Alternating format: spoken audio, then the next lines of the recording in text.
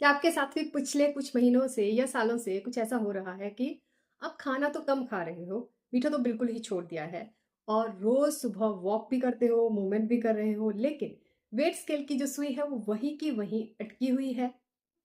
सुबह जब अलार्म बजता है तो 8 घंटे होने के बाद भी ऐसा लगता है कि जैसे किसी ने बॉडी से सारी एनर्जी को खींच लिया हो। दोपहर के 3 बजे आते आते दिमाग काम करना बंद कर देता है और बाल कॉम्ब करो तो बंचेस में निकलते हैं। हाथ और पैर गर्मियों में भी ठंडे रहते हैं और सबसे फ्रस्ट्रेटिंग बात वो होती है कि हमें पता ही नहीं है हमारे साथ हो क्या रहा है। और जब ये सारी तकलीफ लेकर आप डॉक्टर के पास जाते हैं और 2,000 रुपए के ब्लड टेस्ट करवाते हैं, डॉक्टर रिपोर्ट देकर आपको कहते हैं आपकी टीएसएच रिपोर्ट बिल्कुल नॉर्मल है, बस आप ओवरथिंक मत कीजिए, स्ट्रेस कम लीजिए। तो ये तो आपका दिल और शरीर जानता है कि अंदर कुछ ना कुछ गलत हो रहा है। Welcome to episode 1 of our exclusive 50 hormones video series. अगले कुछ समय में हम बॉडी के उस सबसे बड़े हार्मोन पेयर को आसान भाषा में समझेंगे जो आपके शरीर का मास्टर स्विच है, यानी कि थायराइड हार्मोन T3 और T4। डोंट वरी, आज हम कोई बुकिश बातें नहीं करेंगे जो गूगल पर मिलती हैं। आज हम चार बहुत ही डीप बातें समझेंगे। थायराइड का इंटरनल केमिकल इंजन काम कैसे करता है और लैब टेस्ट नॉर्मल आने के बाद भी बॉडी स्लो क्यों होती है, और वो कौन से टेस्ट हैं जो स्टैंडर्ड डॉक्टर अक्सर मिस कर देते हैं। और सबसे खास हमारा विशुद्ध चक्र यानी हमारा थ्रोट चक्र कैसे डिसाइड करता है कि आपकी थायराइड ग्लैंड कितना हार्मोन बनाएगी। पूरा फोकस यहाँ रखिएगा, नोटबुक साथ में रख लीजिए, अगर ज़रूरत है चाहिए तो नोट्स बना सकते हैं। सबसे पहले आसान भाषा में समझते हैं कि थायराइड करता क्या है। आपके गले के बिल्कुल बीच में एक छोटी सी बटरफ्लाई जैसी ग्लैंड होती है और ये ग्लैंड आपकी बॉडी का थर्मोस्टेट और इंजन एक्सीलरेटर है।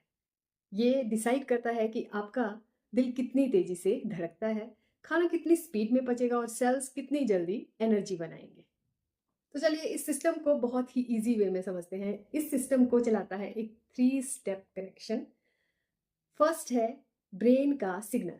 आपका ब्रेन एनवायरनमेंट को देखता है और आपकी बॉडी को लगता है कि एनर्जी कम है, तो ब्रेन की जो पिट्यूटरी ग्लैंड एक सिग्नल भेजती है जिसे हम टीएसएच यानी थायराइड स्टिमुलेटिंग हार्मोन कहते हैं। टीएसएच बेसिकली एक बेल की तरह है जो थायराइड ग्लैंड को जगाती है कि चलो काम पर लगो और हार्मोन बनाओ। नेक्स्ट स्टेप है ग्लैंड का रॉ मटेरियल। जब टीएसएच का ऑर्डर आता है तो थायराइड जो ग्लैंड है वो बनाती है दो हार्मोन्स जिसमें 93% T4 यानी थायरॉक्सिन और सिर्फ 7% होता है ट्रायोडोथेरोनिन। और अब यहाँ पर सबसे बड़ा ट्विस्ट आता है जो 90% लोग नहीं जानते हैं। T4 एक इनएक्टिव हार्मोन है। इसको आप कार की पेट्रोल टंकी के क्रूड पेट्रोल समझ लीजिए। इस पेट्रोल से कार चल नहीं सकती है जब तक कि इंजन में जाकर जले ना। नेक्स्ट स्टेप आता है कन्वर्जन T4 से T3 बनाना। बॉडी को काम चलाने के लिए चाहिए एक्टिव T3 और T4 को T3 में कन्वर्ट करने का 60% काम करता है आपका लीवर और 20% काम करता है आपका गट यानी पेट और इंटेस्टाइन। अब आप जरा सोचिए कि अगर आपका लीवर थोड़ा सा भी फैटी है या ओवरबर्डन्ड है, अगर आपको डेली गैस, एसिडिटी, ब्लोटिंग या कॉन्स्टिपेशन रहती है, तो आपका बॉडी T4 को एक्टिव T3 में बदल ही नहीं पाएगा। आपके खून में T4 घूमता रहेगा, इसलिए टीएसएच रिपोर्ट नॉर्मल आएगी, लेकिन सेल्स के अंदर T4 पहुंचेगा ही नहीं। नतीजा, सेल्स भूखे मरते हैं और बॉडी सर्वाइवल मोड में जाकर मेटाबॉलिज्म को फ्रीज कर देती है। अब आते हैं एक और केमिकल पर जिसे कहते हैं रिवर्स T3। इमेजिन करिए आप गाड़ी चला रहे हैं, आपने एक्सिलरेटर पूरा दबा रखा है लेकिन साथ ही हैंड ब्रेक भी खींचा हुआ है। क्या गाड़ी चलेगी? बिल्कुल नहीं। इंजन गर्म होकर धुआं छोड़ने लगता है। वैसे ही आपकी बॉडी में हैंड ब्रेक का काम करता है रिवर्स T3।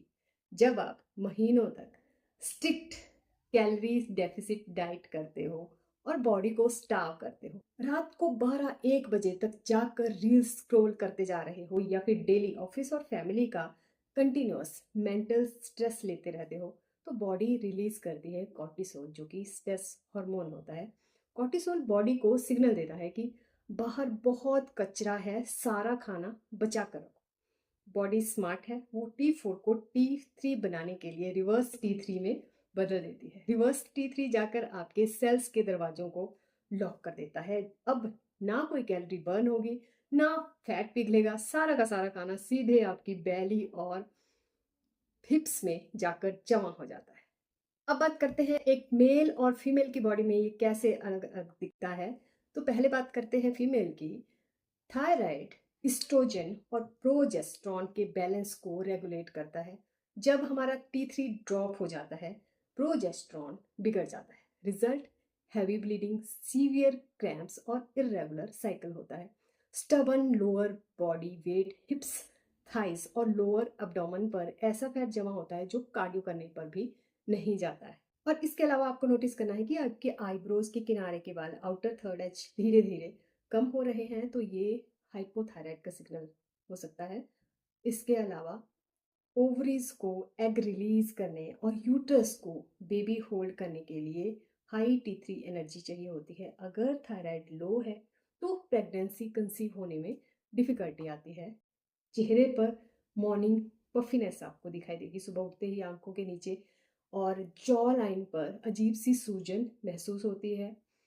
तो ये आपके लिए एक सिग्नल है कि आपके हॉर्मोन्स इम्बैलेंस है। तो आइए मेल्स में भी इसके साइंस और कॉम्प्लिकेशन समझ लेते हैं। बहुत से मेल ये सोचते हैं कि थायराइड सिर्फ औरतों की बीमारी है, ये बिल्कुल गलत है। पुरुषों में भी इसके सिम्टम्स और भी ज़्यादा साइलेंट हो सकते हैं। T3 डायरेक्ट टेस्टिस की सेल्स को सिग्नल देता है टेस्टोस्टेरोन बनाने के लिए। लो थायराइड आते ही टेस्टोस्टेरोन क्रैश हो जाता है, फिजिकल ड्राइव खत्म होने लगती है, जिम में मसल लॉस होता है। अगर आप प्रोटीन पी रहे हैं, जिम में हैवी लिफ्टिंग कर रहे हैं, पर मसल्स बढ़ने का के बजाय शरीर ढीला होता जा रहा है, जॉइंट्स में दर्द हो रहा है, ब्लड वेसल्स में नाइट्रिक ऑक्साइड ड्रॉप होने लगता है, सर्कुलेशन स्लो हो जाती है और दिन भर में एक मेंटल फॉग जैसा रहता है, जैसे फोकस नहीं कर पाना। उसके अलावा अगर बात करें तो इस्ट्रोजन ठीक से क्लियर ना होने की वजह से चेस्ट एरिया में फैट डिपॉजिट होना शुरू हो जाता है। अगर आपको लगता है कि आपके इनमें से सारे सिम्टम्स हैं, तो लैब जाकर सिर्फ बेसिक TSH मत करवाइए, अपने डॉक्टर से रिक्वेस्ट कीजिए एक कंप्लीट फंक्शनल थायराइड पैनल की। इसमें ये 5 टेस्ट इंक्लूड होंगे जो मैं डिस्क्रिप्शन बॉक्स में दे रही हूँ। अगर थायराइड की फैमिली हिस्ट्री है तो क्या हम इसे लाइफस्टाइल से रोक सकते हैं? सिंपल आंसर है, हर केस को प्रिवेंट नहीं किया जा सकता, लेकिन रिस्क को कम करने और थायराइड हेल्थ को सपोर्ट करने में लाइफस्टाइल इम्पॉर्टेंट रोल निभा सकता है। अगर आपके जीन्स में थायराइड प्रॉब्लम की टेंडेंसी है तो इसका मतलब ये नहीं कि आपको थायराइड होना ही है। आपकी diet, physical activity, sleep, stress management और ओवरऑल हेल्दी लाइफस्टाइल आपके मेटाबॉलिज्म और ओवरऑल हेल्थ को सपोर्ट कर सकते हैं। इसलिए जीन्स को ब्लेम करने के बजाय उन चीज़ों पर फोकस करें जो आपके हाथ में है। जीन्स आपकी टेंडेंसी हो सकते हैं, लेकिन आपकी लाइफस्टाइल आपकी हेल्थ जर्नी को इन्फ्लुएंस कर सकती है। आपको पता है आजकल हमारी कुछ डेली हैबिट्स ऐसी हैं जो थायराइड हेल्थ को इनडायरेक्टली इफेक्ट कर रही हैं। लेकिन एक बात याद रखें, हर T3 T4 इम्बैलेंस सिर्फ लाइफस्टाइल की वजह से नहीं होता है। लगातार स्ट्रेस में रहना बॉडी के हार्मोनल सिस्टम को इफेक्ट कर सकता है। इसके अलावा लेट नाइट जागना और रोज़ 5 to 6 आवर्स की स्लीप ना ले पाना भी ओवरऑल हार्मोन और मेटाबॉलिक हेल्थ के लिए अच्छा नहीं है। अगर आप क्रैश डाइट करते हैं, वेट लॉस के चक्कर में बहुत कम खाना या बार बार डाइटिंग करना मेटाबॉलिज्म और न्यूट्रिएंट इनटेक को डिस्टर्ब कर सकता है। और बैलेंस डाइट अगर आप नहीं ले रहे हैं जिसमें पर्याप्त मात्रा में प्रोटीन और जरूरी माइक्रो न्यूट्रिएंट्स ना मिले, तो बॉडी के नॉर्मल हॉर्मोन्स मेकिंग प्रोसेस को सपोर्ट ये नहीं करता है। और अगर आप पूरा दिन बैठे रहते हैं, सीडेंटरी लाइफस्टाइल है, मूवमेंट बिल्कुल कम है, तो मेटाबॉलिक हेल्थ को नेगेटिवली ये इफेक्ट करता है। बिना ज़रूरत के सप्लीमेंट्स ले रहे हैं, खासकर आयोडीन और थायराइड सप्लीमेंट्स खुद से नहीं लेने हैं। ज़्यादा आयोडीन भी कुछ लोगों में थायराइड प्रॉब्लम्स को ट्रिगर कर सकता है। सो याद रखिए, थायराइड हेल्थ के लिए सिर्फ एक न्यूट्रिएंट पर फोकस मत करिए। बैलेंस्ड न्यूट्रिशन, अच्छी sleep, stress management, regular movement, better overall hormone health और याद रखिए, अगर TSH, T3 या T4 अबनॉर्मल हैं तो सिर्फ लाइफस्टाइल पर डिपेंड ना करें, डॉक्टर से प्रॉपर इवैल्यूएशन भी ज़रूरी है। अब आते हैं इसके बहुत ही डीप पार्ट पर। फिजिकल साइंस अपनी जगह 100% सच है, लेकिन हमारा शरीर सिर्फ फ्लैश और बोन्स नहीं है, ये एनर्जी और इमोशंस से चलता है। आपका थायराइड ग्लैंड फिजिकली हमारे फिफ्थ चक्रा यानी विशुद्ध चक्रा, थ्रोट चक्रा जिसे कहते हैं, जो हमारे थ्रोट के सेंटर में स्थित होता है। विशुद्ध चक्रा का सीधा संबंध है हमारे सच से, हमारी ट्रुथ से, आपकी आवाज़, आपकी सेल्फ एक्सप्रेशन से और आपकी बाउंड्रीज से। एक पल के लिए रुककर सोचिए, पिछले कितने सालों से आपने अपनी फीलिंग्स को अपने अंदर ही दबा के रखा है। कितनी बार ऐसा हुआ कि आप नहीं कहना चाहते, पर लोगों को खुश करने के लिए आपने जबरदस्ती हाँ कहा, और न जाने कितने ही अनकहे आंसू, गुस्सा और दुख आपने अपने गले के अंदर निगल कर दबा लिए।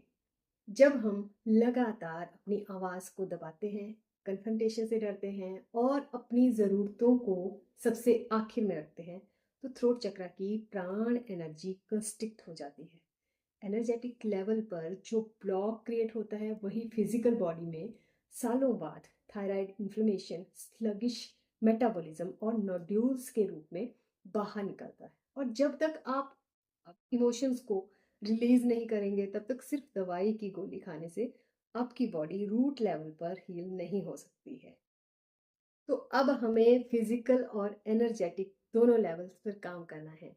और ये रहे आपके 4 एक्शनेबल स्टेप्स। क्योंकि आप वीडियो के अंत तक बने रहे, इसीलिए ये आपके साथ में शेयर कर रही हूँ। Number 1 is balance diet, protein, fibre और हेल्दी फैट्स लीजिए। Second is daily movement, a walk, yoga या एक्सरसाइज को प्रायोरिटी दीजिए।